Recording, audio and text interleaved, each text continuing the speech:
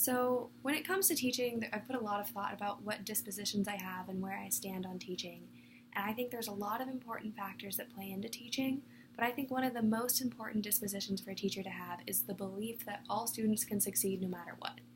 And I know that not all students will be able to succeed the same, but that doesn't matter, because at the end of the day, all students have the potential to get somewhere. Now, not all kids are going to go to Harvard, and not all kids are going to succeed in art school, but you're going to have kids that will do both. And as teachers, we need to alter our curriculum so all types of students are accepted and can succeed, because not all kids are good at book projects, and not all kids are good at essays. And just because you have a kid that's horrible at essays doesn't mean that they're not smart. It just means that's not where they shine. So as a teacher, we need to make sure that we offer things for everybody to succeed and have lots of different types of assessments and projects so all kids feel like they belong and are included in school. And I know while I say this, there's also things I need to work on as I get ready to start my first year of teaching and get ready to join my student teaching. I know that I don't have the best community involvement, and when I say that, I mean I have no community involvement at this point.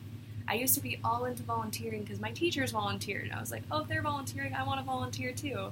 And I would love to be that for my students, be like, oh, we're always doing cool things, like we're going to go plant trees, we're going to redo parks. That's just things that my teachers had us do as kids.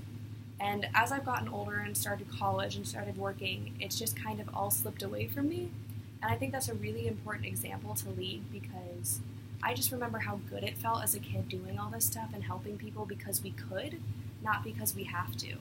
And I know in school I was required to do community involvement to graduate from 8th grade, and my teachers wouldn't have gone with us half the time.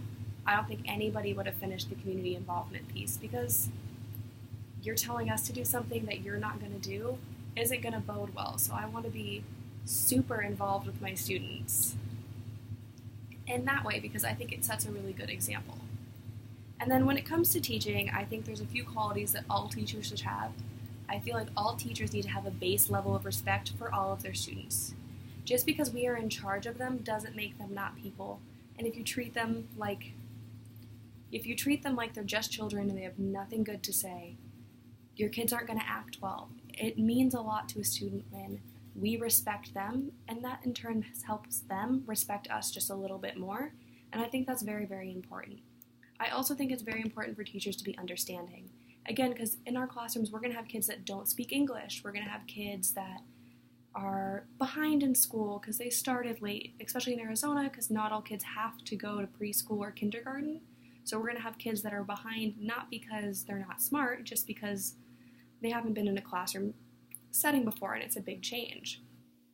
We're also going to have kids that are on our disability spectrum, and they're going to require special attention. And I think that's where fairness comes into play, because that's going to be something that all teachers have to start with from the beginning. They need to teach their students that fair isn't always equal, but they also need to have their students understand that if they needed that accommodation, we would hands down give it to them, because that's going to make our kids with disabilities feel more included, or our kids that don't speak English as well. And that all plays into the understanding role, because teachers should be understanding, and we should teach our students to be understanding as well.